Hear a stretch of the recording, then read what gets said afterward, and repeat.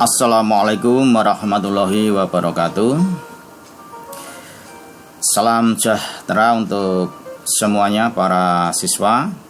Tetap semangat untuk belajar dalam rangka menyiapkan masa depan yang lebih gemilang, lebih cerah untuk menyambut masa depan yang penuh tantangan. Puji syukur tentunya kita panjatkan kehadirat Tuhan Yang Maha Kuasa. Pada kesempatan ini kita kembali bisa belajar pada mata pelajaran teknik pemesinan bubut, yang pada kesempatan ini akan melanjutkan materi alat potong pada mesin bubut. Pembahasan saat ini adalah pembahasan yang terakhir, yaitu alat potong yang dahulu sudah pernah disampaikan. Ada 7 alat potong yang digunakan di mesin bubut, dan ini adalah yang terakhir adalah pahat bubut. Ini boleh dikatakan bahwa pahat bubut merupakan alat potong yang sangat vital, ya, yang sangat vital artinya sebagian besar proses pembubutan itu menggunakan pahat bubut, ya. Jadi karena cukup vital, cukup penting, maka kita nanti sebelum mengenal lebih jauh tentang macam-macam pahat bubut, kita pahami dulu pahat bubut ini bagaimana bisa menyayat bahan yang keras, ya. Yang kita kerjakan ini kan bahan-bahan yang cukup keras, seperti besi. Besi sendiri itu juga memiliki tingkat kekerasan yang berbeda-beda. Ada besi ST37 atau ST40, kemudian ada ST60, ST90. Nah, 90 ini tentunya semakin besar nilai angkanya, tentu akan semakin keras, ya. Demikian juga nanti untuk menyayat baja, nah, atau menyayat besi-besi yang lebih keras lagi, atau yang agak lunak, katakanlah aluminium, ya, atau kuningan, seperti itu. Tentu ini membutuhkan alat potong yang lebih keras dari bahan yang dipotong. Nah, seperti yang Anda lihat ini adalah macam-macam pahat, ya. Saya yakin dari sebagian gambar ini kalian sudah pernah melihat, bahkan sudah pernah menggunakan, ya.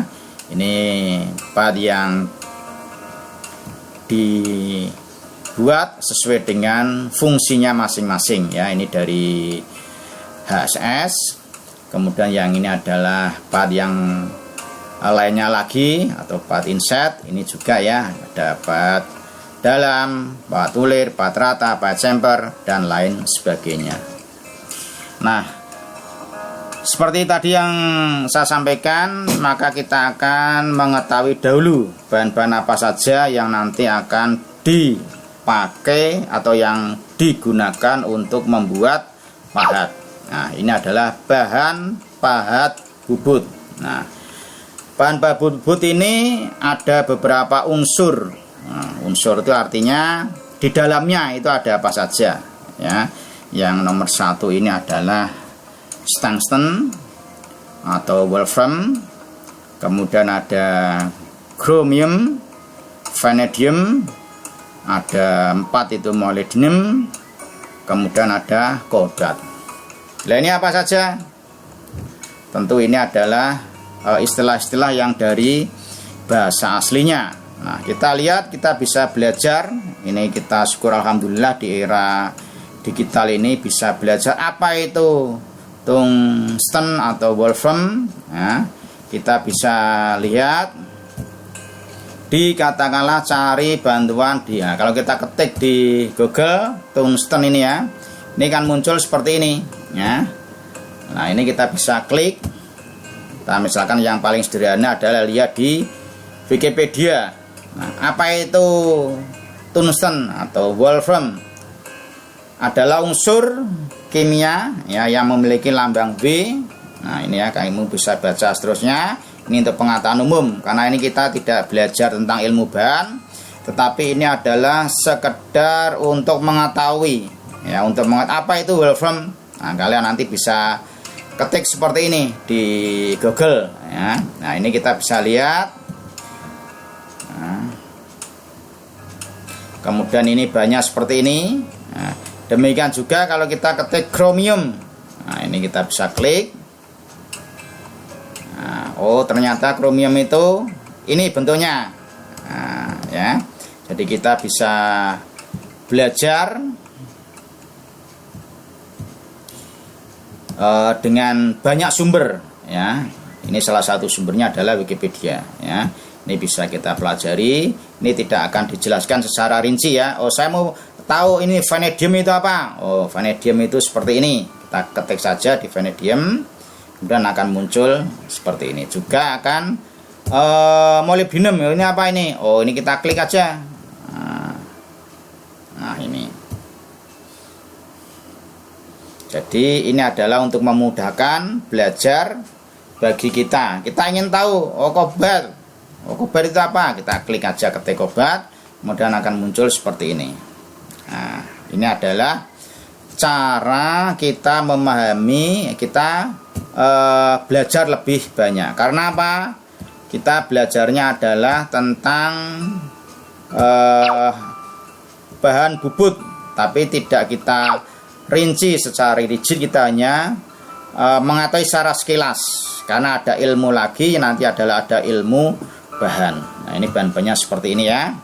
Kamu nanti bisa belajar lagi. Oh, wolfram itu apa toh?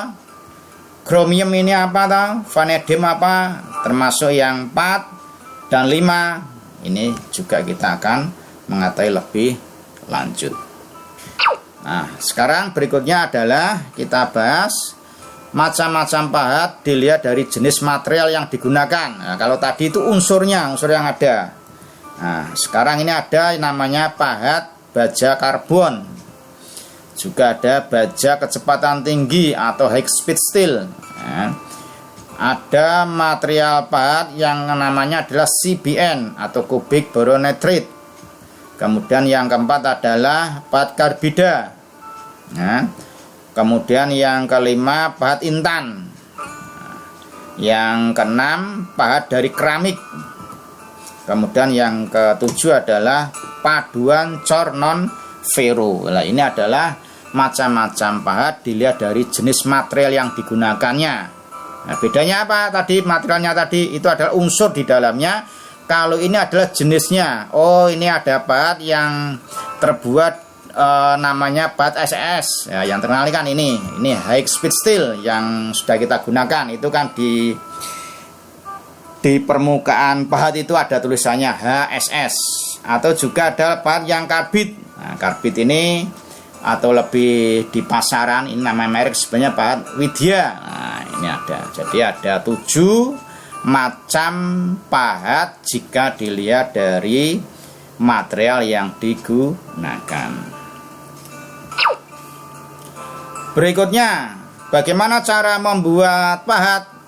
Nah, dari bahan-bahan tadi ya, dari bahan-bahan yang tadi, unsur-unsur yang ada tadi dicampur atau di mixing ya. Kemudian setelah dicampur dilakukan proses pembentukan atau di forming ya. Kemudian yang ketiga dilakukan proses manufaktur atau pembentukan ya.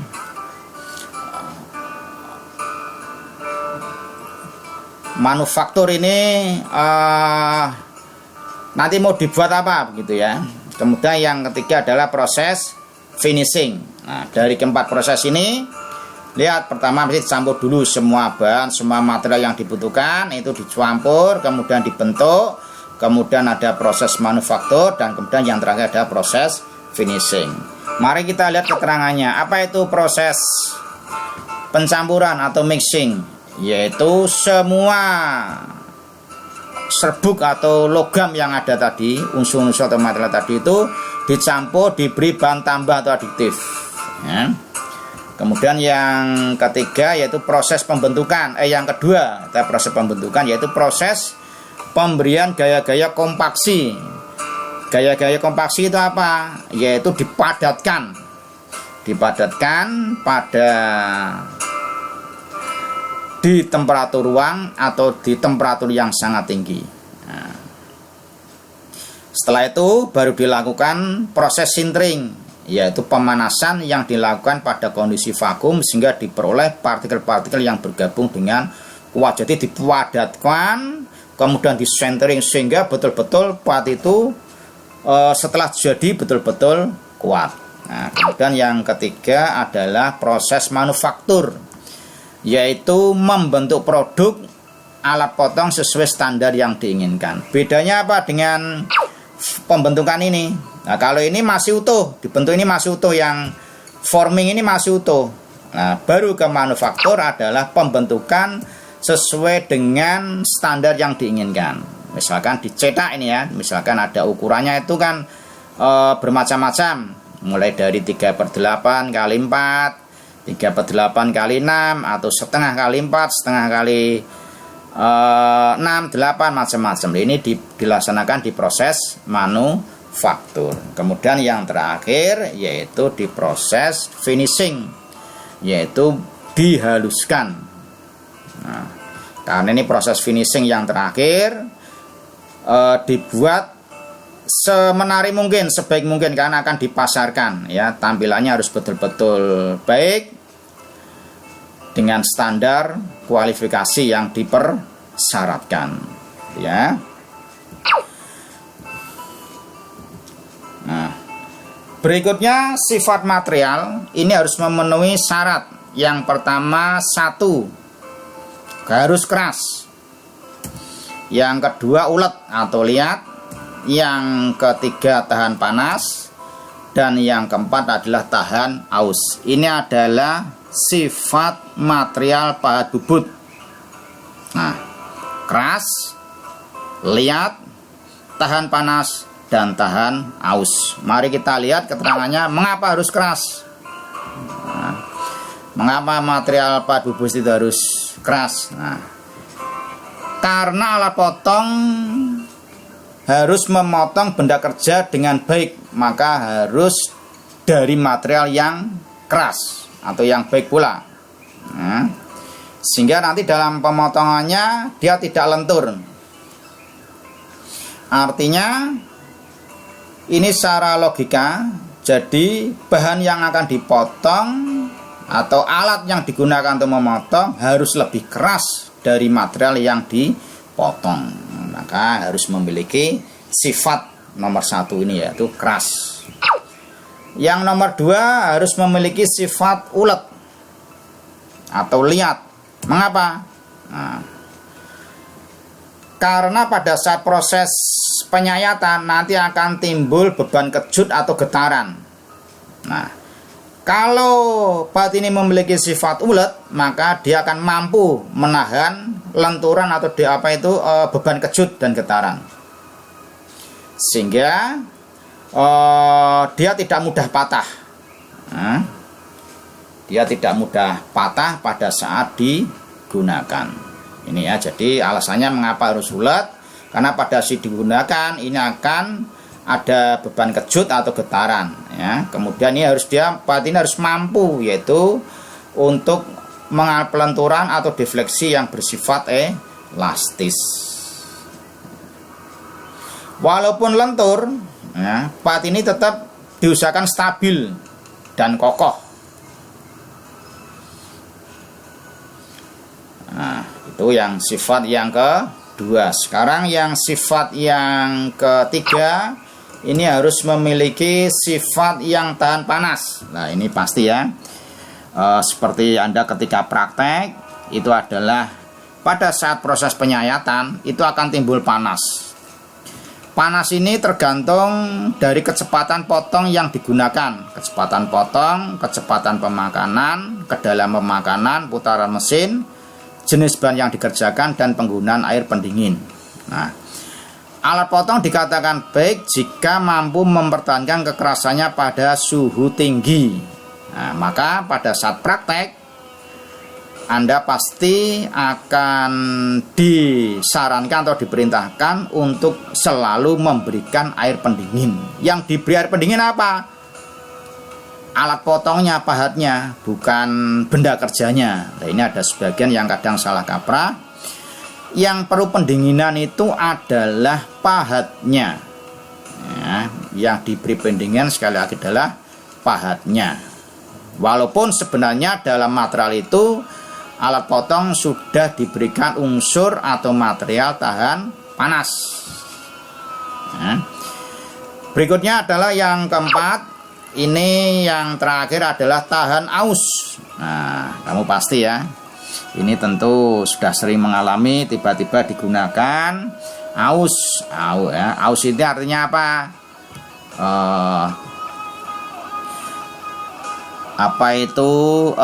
Hilang anunya, hilang mata potongnya kan hilang ya, karena ini akibat apa? Gesekan yang terjadi pada saat pemotongan. Nah, cara memperbaikinya apa? Ya pasti digerinda lagi. Kalau sudah aus jangan dipaksakan untuk digunakan. Nah, demikian untuk pembahasan alat potong pahat ini. Nanti kita akan lanjutkan, kita break dulu. Nanti kita akan lanjutkan materi berikutnya. Baik, terima kasih.